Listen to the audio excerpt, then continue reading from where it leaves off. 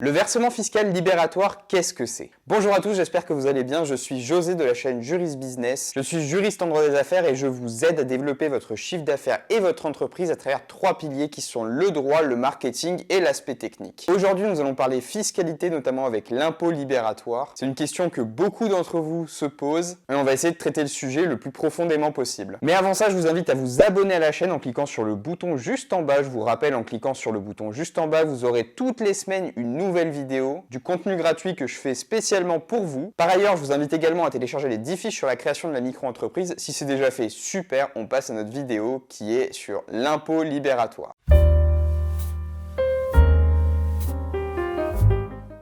Lorsque vous avez rempli votre fiche de renseignement, on vous a demandé de choisir entre l'imposition classique et le versement libératoire. Mais quelle est la différence entre ces deux types d'imposition? C'est vrai que parfois on s'y perd un petit peu, on ne comprend pas trop. Pour expliquer ça, on va partir de la base, de l'impôt sur le revenu. Qu'est-ce que c'est? Le principe, c'est que de base, en étant micro-entrepreneur ou auto-entrepreneur, vous êtes soumis à l'impôt sur le revenu. C'est un impôt qui est prélevé en votre nom sur vos revenus. Et en fait, c'est pas votre auto-entreprise qui en est redevable, mais c'est bien vous. Le taux de cet impôt est variable parce qu'en fait, il va dépendre de votre foyer fiscal, donc de l'ensemble des revenus de votre foyer fiscal. Si vous êtes marié, par exemple, les revenus de votre conjoint vont également être pris pour calculer cet impôt sur le revenu. L'impôt sur le revenu, il va prendre en compte toutes les sources de revenus qu'il y a, c'est-à-dire par exemple votre revenu, vos loyers que vous percevez, etc. En la matière, pour s'y retrouver, en fait, le gouvernement il a mis en place un barème progressif que je vous mettrai en description. Ensuite, passons à la partie plus précise, celle qui vous intéresse, je pense, le plus, la différence entre l'imposition classique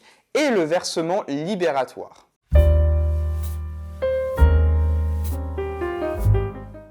Si vous êtes redevable de l'impôt sur le revenu dans tous les cas, vous êtes en revanche libre de choisir entre l'imposition classique et le versement libératoire. Quand vous êtes face à votre formulaire, c'est vrai que vous avez l'impression de choisir quelque chose d'anodin, mais au final, c'est quand même quelque chose de très important qu'il faut adapter au cas par cas, comme tout ce que je dis sur la chaîne. L'imposition classique, c'est un système qui s'applique par défaut à tous les auto-entrepreneurs. Vous déclarez vos revenus une fois par an via le formulaire 2042C Pro, un formulaire qui est dédié aux professionnels non salariés. En tant qu'auto-entrepreneur, vous bénéficiez du régime micro-social, donc c'est un régime qui va vous permettre de diminuer le revenu imposable et donc au final d'alléger le montant de vos impôts. Avant de passer sur le barème d'imposition sur le revenu, il y a un abattement qui va être fait en fonction de votre activité et en fonction de la source de vos revenus. On a un barème de 71%, là je prends mon téléphone parce que c'est complexe, pour les activités de vente ou de prestation d'hébergement. Donc ça va être tout ce qui va être location par exemple ou marchand de biens, 50% pour les activités de prestation de services relevant des bénéfices industriels et commerciaux, c'est les fameux BIC, 34% pour les activités de prestation de services ou les activités libérales qui relèvent des bénéfices non commerciaux, les fameux BNC. Donc ça c'est plutôt pour les activités qui sont libérales, évidemment. Dans tous les cas, le minimum d'abattement sera de 305 €. Une fois l'abattement effectué, vous obtenez ce qu'on appelle le revenu imposable. Et celui-ci va être ajouté au revenu imposable du foyer fiscal, évidemment. Et c'est là que l'impôt sera calculé en fonction du barème progressif de l'impôt sur le revenu. Comme je vous l'ai déjà dit, sans démarche particulière, vous serez soumis à ce régime-là, celui de l'imposition classique. Sinon, si vous avez fait le choix du versement libératoire, on va le voir tout de suite. Le versement libératoire, qu'est-ce que c'est? C'est une forme de prélèvement à la source. C'est un pourcentage qui est déduit directement à la source, donc lors du règlement de vos cotisations sociales. Vous ne payez pas l'impôt tous les ans, mais bien tous les mois ou tous les 3 mois en fonction du régime que vous avez choisi préalablement. Un pourcentage supplémentaire est appliqué au titre de l'impôt sur le revenu, donc il y a plusieurs pourcentages que je vais vous dire maintenant avec mon téléphone parce que j'ai pas de mémoire.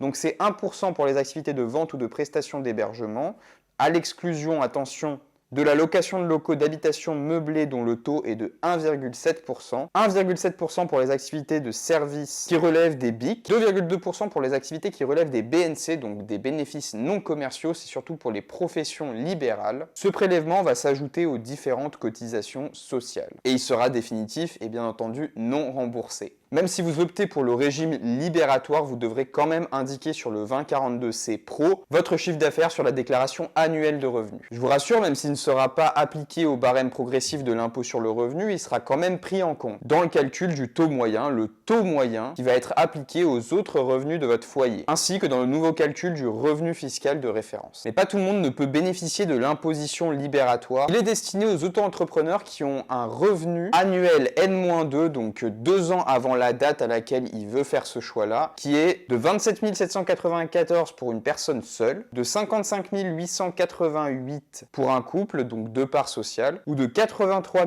382 pour un couple avec 2 enfants, donc 3 parts sociales. Comment bénéficier du versement libératoire? Le versement libératoire, il faut le demander. Vous pouvez le faire le jour de l'immatriculation de votre auto-entreprise au CFE et faire la correction dans les 3 mois qui suivent la création évidemment, à ne pas confondre avec les 3 mois depuis le début de l'activité. Si vous avez passé ces délais, il faudra attendre l'année suivante, mais attention, il faut le faire vous-même, il faut que vous en fassiez la demande parce qu'en fait, il y a un renouvellement tacite qui est opéré, donc ça veut dire que si vous ne faites pas de changement, en fait, on va partir sur le même régime d'imposition que l'année précédente. Qu'est-ce qu'il faut choisir entre le versement libératoire et l'imposition classique? Ça dépend vraiment de votre situation en fin de compte. Le versement libératoire comporte certains avantages, par exemple, vous payez votre impôt sur le revenu tout au long de l'année sans devoir régulariser le dernier mois. Le calcul du montant est automatique et également prévisible. Vous payez moins d'impôts si votre chiffre d'affaires est moins important puisqu'en fait on a un taux fixe. Par contre, si vous choisissez ce mode d'imposition, vous serez automatiquement imposé dès le premier euro, contrairement à l'imposition classique. Ce régime n'est donc pas intéressant si vous ne payez pas ou peu d'impôts sur le revenu. Pour résumer, les avantages du régime d'imposition libératoire sont d'une part de lisser l'imposition sur le revenu tout le long de l'année, donc d'avoir un paiement en temps réel de votre imposition sur le revenu tous les mois. Je rappelle que ce type d'imposition n'est pas intéressant si vous n'êtes pas imposable, si vous ne générez pas de chiffre d'affaires, parce que du coup ça va vous imposer un taux fixe